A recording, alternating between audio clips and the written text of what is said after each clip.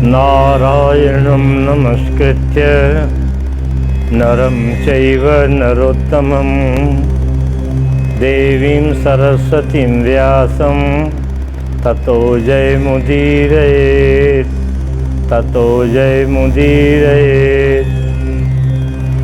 श्रीमद्भागवत महापुराण के महात्म्य का कुछ प्रसंग लेते हैं। गृहस्थ हो अथवा विरक्त हो, अनुरागी हो या वैरागी हो, सबके लिए जीवन में प्रतिदिन का सत्संग करना बहुत आवश्यक है। जैसे घर में मांज धो करके बर्तन को सजा देते हैं, उसका प्रयोग नहीं करते, फिर भी थोड़ी दिनों बाद देखते हैं कि वह गंदा हो गया है, धूल जम गई है, रंग बदल गया है। ठीक इसी तरह निर्विकार जीवात्मा जब मानव शरीर धारण कर संसार में आता है तो उसके जीवन में माया का प्रभाव पड़ता है, अज्ञान का प्रभाव पड़ता है। वही अज्ञान धीरे धीरे मनुष्य के ज्ञान को ढक लेता है। जैसे बर्तन पर धूल जम गई थी, रंग बदल गया था। जब अज्ञान ढकता रहता है तो मनुष्य के अंतःकरण में विचारों में परिवर्तन आ जाता है, माया की तरफ चला जाता है। परिणाम क्या होता है? ज्ञान तिरोहित हो जाता है। मैं कौन हूँ, भगवान कौन है, मेरा भगवान के साथ संबंध क्या है, भगवान से हम दूर क्यों हैं, भगवान तक पहुँचने के लिए मार्ग में विघ्न क्या क्या है और भगवान के प्राप्ति का उपाय क्या है। यह जो परम ज्ञान है, ये ज्ञान धीरे धीरे धीरे धीरे माया ढक लेती है, अज्ञान ढक लेता है। तब मैं कौन हूँ भूल जाता है, मैं अभिमान आ जाता है, मैं भगवान का दास ये बात भूल जाता है। और फिर तो केवल संसार के संबंध में जुड़ जाता है। संसार की ही वस्तु और व्यक्ति प्राप्तव्य हैं, उन्हीं को प्राप्त करना है, उन्हीं की रक्षा करना है, उन्हीं के लिए सब कुछ करना है बस। परंतु जब सत्संग करता रहता है तो यह अज्ञान की परत धीरे धीरे मजती रहती, साफ होती रहती है और ज्ञान बरकरार रहता है। इसी नियम के अनुसार समस्त ऋषि महर्षि सत्संग करते प्रतिदिन, परंतु उनके सत्संग में विघ्न आ जाता। कभी शारीरिक विघ्न आता, कभी मानसिक। तो इस विघ्न की निवृत्ति के लिए असंख्य ऋषि महर्षि ब्रह्मा जी के पास गए। ब्रह्मा जी ने इन ऋषियों की समस्या को दूर करने के लिए एक उपाय किया। अपने मन से एक चक्र को प्रकट किया और कहा, ऋषियों चक्र के पीछे पीछे आप जाओ।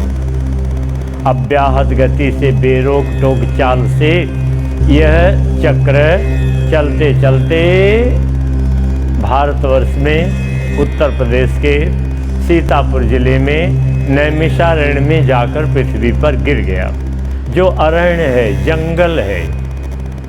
और चक्र गिरा तो पृथ्वी का भेदन करते हुए नीचे चला गया। और जहाँ वह चक्र गिरा वहाँ एक बड़ा सा कुआं बन गया, उसका नाम पड़ा चक्र तीर्थ, जहाँ से हमेशा जल नीचे से बाहर निकलता निकलता निकलता रहता है और वह जल जाकर गोमती नदी में गिर जाता है। वहाँ पर तब तक 88,000 ऋषि महर्षि इकट्ठा हो गए। सत्संग के लिए कोई बाहर से आप ढूंढ के लावें आवश्यक नहीं है।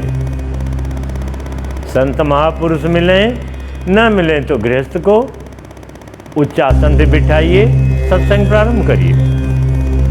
उन ऋषियों के मध्य में एक सूत जी महाराज थे, जो पुराण और इतिहास के परम ज्ञान रखने वाले।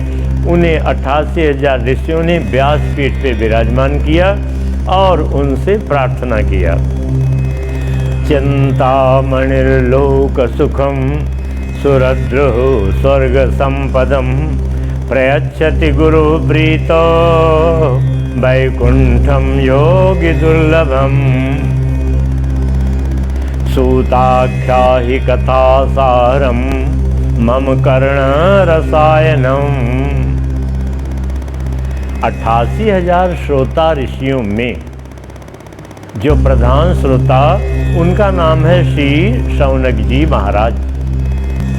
ऋषियों के प्रतिनिधि के रूप में श्री शौनक जी महाराज खड़े हो व्यासपीठ पे विराजमान श्री सूत जी महाराज का पूजन करते, बंदन करते, चरणामृत लेते और हाथ जोड़कर प्रार्थना करते। हे गुरुदेव, एक यह संसार है, एक स्वर्ग है। दोनों जगहें सुख के भोगने के स्थान हैं। संसार में एक चिंतामणि नाम की मणि है। जिसके पास यह मणि हो वह संसार के जिस वस्तु की इच्छा करे वही वस्तु चिंतामणि लाकर तुरंत दे देती। और स्वर्ग में एक पेड़ है जिसे कल्प वृक्ष कहते हैं। स्वर्ग में रहने वाले लोग, सुकृति लोग, पुण्यशाली लोग उस कल्प वृक्ष के नीचे बैठकर स्वर्ग के जिस सुख की कल्पना करते, मन में इच्छा करते, कल्प वृक्ष वही सुख दे देता। परंतु हे गुरुदेव, यदि संसार का व्यक्ति चिंतामणि से कहे, हे चिंतामणि आप मेरा मिलन भगवान से करा दो, चिंतामणि यह काम कदापि नहीं कर सकते। स्वर्गस्थ लोग यदि कल्पवृक्ष से कहें, हे कल्पवृक्ष जी आप कृपा करके मेरा मिलन भगवान से करा दो, हाथ जोड़ लेंगे, कल्पवृक्ष जी बोलेंगे नहीं कर सकते। पर हे गुरुदेव, प्रयच्छति गुरु प्रीतो वैकुंठम योगी दुर्लभम। यदि गुरुदेव प्रसन्न है, गुरुदेव की कृपा हो जाए शिष्य पर, गुरुदेव प्रसन्न हो जाए तो वो गुरुदेव इस लोक और स्वर्ग की संपत्ति क्या है? कुछ नहीं है। सबसे ऊंची संपत्ति जगतपति परमात्मा, मोक्ष के देने वाले देवाधिदेव, अखिल जगन नियंता, जिनकी इच्छा मात्र से असंख्य ब्रह्मांड प्रकट होते, पालन को प्राप्त होते और संहार हो जाता, उन भगवान की प्राप्ति करा सकते हैं। और भगवान कैसे हैं? योगी दुर्लभम। योगियों को भी सुलभ नहीं है। बड़े प्रयास प्रयत्न करते करते करते करते तब योगी जन जिन भगवान को प्राप्त कर पाते हैं। गुरुदेव की कृपा शिष्य को ऐसे योगियों के लिए भी दुर्लभ परमात्मा की प्राप्ति करा देती है। इसलिए हे गुरुदेव, आप कृपा करके सूताख्या ही कथा सारम मम कर्ण रसायनम, कृपा करके कथा सुनाएं। और कैसी कथा? कथा सारम। आपको पहले बताया गया था ना, आप कथा सार सुन रहे हैं। कथा तो बहुत बड़ी है, श्रीमद् भागवत की 18,000 श्लोक, तो उसका सार सुन रहे हैं। यही बात शौनक जी महाराज ने व्यासपीठ पे विराजमान सूत जी से प्रार्थना किया है, सूताख्या ही कथा सारम।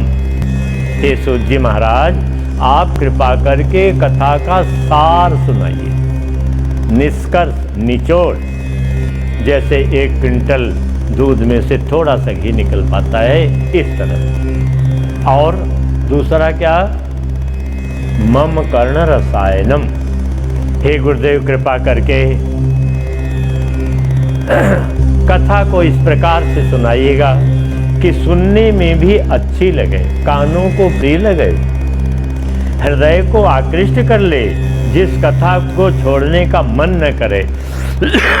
सुनते सुनते सुनते सुनते सुनने से तृप्ति न हो। कर्ण रसायनम।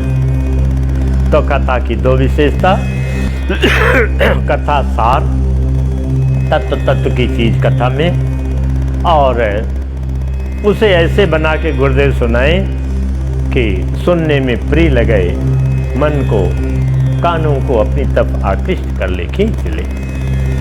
यह प्रश्न है।